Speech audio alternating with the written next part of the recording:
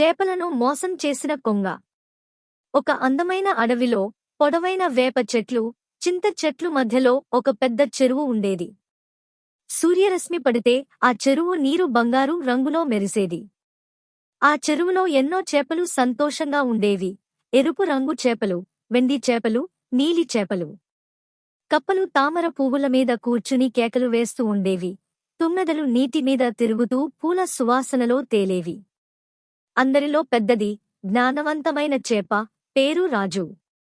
చిన్నది, చలాకీగా ఉండే చేప, పేరు తింకు. తింకు. రాజు అన్నా, ఎవరు వేగంగా ఈదుతారో చూద్దామా? రాజు. హాహా, సరే తింకు, కాని జీవితం అంతా రేస్ కాదురా. అలా వాళ్ళు ఈదుతూ, ఆడుకుంటూ, పోటీ చేస్తూ రోజులు ప్రశాంతంగా గడిచాయి. కాని ఒకరోజు మార్పు వచ్చింది. వేసవి వేడెక్కింది. చెట్లు ఎండిపోయాయి. చెరువు నీరు తగ్గసాగింది. చేప. చెరువు ఎండిపోతుంది. మరో చేప. ఇంకో 2 వారాల్లో నీళ్లు అయిపోతాయి. అందరూ భయపడ్డారు. ఒక మధ్యాహ్నం తెల్లని రెక్కలతో ఒక కొంగ చెరువు దగ్గరికి ఎగిరి వచ్చింది. అది వృద్ధమైన పక్షి, కాని కళ్లలో చతురత కనిపించేది. కొంగ. అయ్యో నా చిన్న చేపలు, ఇంత విచారంగా ఎందుకు ఉన్నాయి? రాజు. ఈ చెరువు నీళ్లు ఎండిపోతున్నాయి. మేము ఎక్కడికి వెళ్లాలో తెలియడం లేదు. కొంగ ఒక నిమిషం ఆలోచించినట్టు నటించింది. కొంగ. హం. నేను కొండ అడుగున ఒక పెద్ద చెరువు చూశాను. చల్లని నీరు, రుచికరమైన పురుగులు, స్వర్గంలా ఉంటుంది. నేను ఒక్కొక్కరిని అక్కడికి తీసుకెళ్తా. చేపలు ఆశ్చర్యపోయాయి. చేప.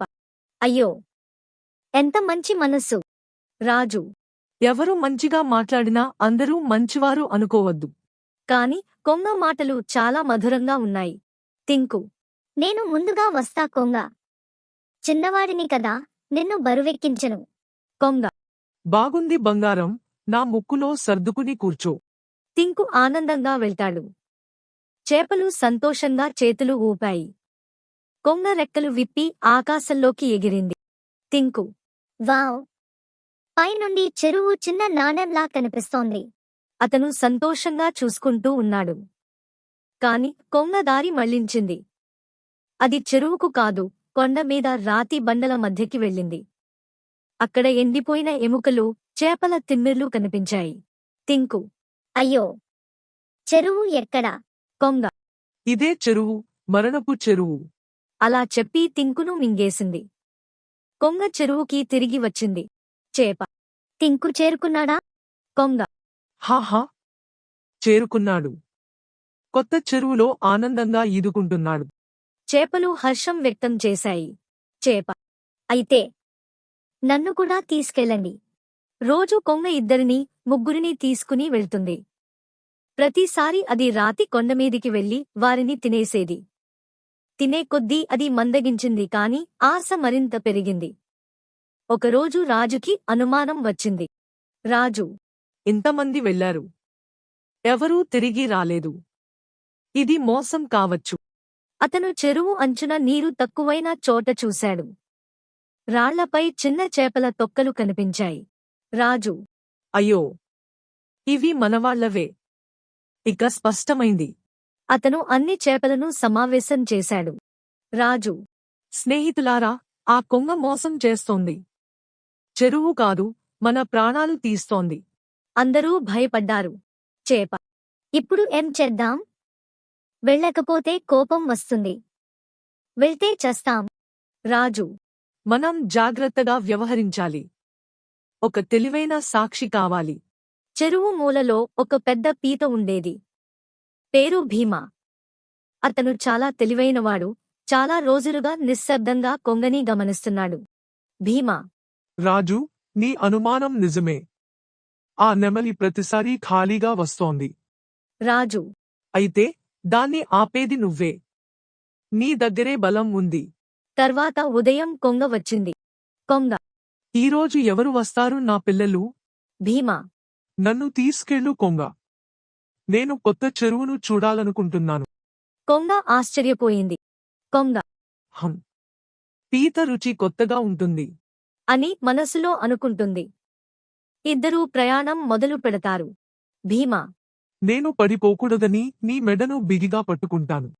కొంగ. హాహా. సరే, పట్టుకో. వాళ్ళు ఆకాశంలోకి ఎగిరారు. అడవి కిందకు సరిగ్గా కనిపించింది. చెట్లు, చెరువు, పొలాలు. కొండకు చేరగానే భీమా దిగువ చూశాడు. అక్కడ ఎముకలు, చేపల తిమ్మిర్లు మెరుసుతున్నాయి. భీమా. నువ్వు మోసగాడు. ఇవేనా నీ చెరువు అని గట్టిగా గొంతు నొక్కుతుంది. కొంగ. అయ్యో. వదిలే. ఊపిరి ఆడట్లేదు. భీమా. నిజం చెప్తే క్షమిస్తాను. లేదంటే అంతే. కొంగ భయంతో కేక వేసింది. కాని భీమా క్షమించలేదు. అతను తన పంజాలతో కొంగ మెడను గట్టిగా నొక్కాడు. కొన్ని క్షణాల్లో కొంగ ప్రాణం పోయింది. భీమా కొంగ తలను పట్టుకుని చెరువుకు తిరిగి వచ్చాడు. చేపలు ఆశ్చర్యంతో చూశాయి. రాజు. అది నిజమా? భీమా. అవును. కొండమీద చెరువు లేదు, మన స్నేహితుల సమాధి మాత్రమే ఉంది. అందరూ కన్నీరు పెట్టుకున్నారు. కాని భీమాకు కృతజ్ఞతలు తెలిపారు. చేప. నువ్వు మా రక్షకుడివి. మంచి వర్షాలు పడ్డాయి. చెరువు మళ్లీ నిండిపోయింది. ఆ చెరువులో చేపలు ఇకపై ఎవరినీ అంత సులభంగా నమ్మలేదు. నీతి. అబద్ధం, ఆశ ఎప్పటికీ నిలవవు. బుద్ధి, ధైర్యం మాత్రమే మనల్ని కాపాడుతాయి. మోసం చేసేవాడు చివరికి తన చేతనే నశిస్తాడు.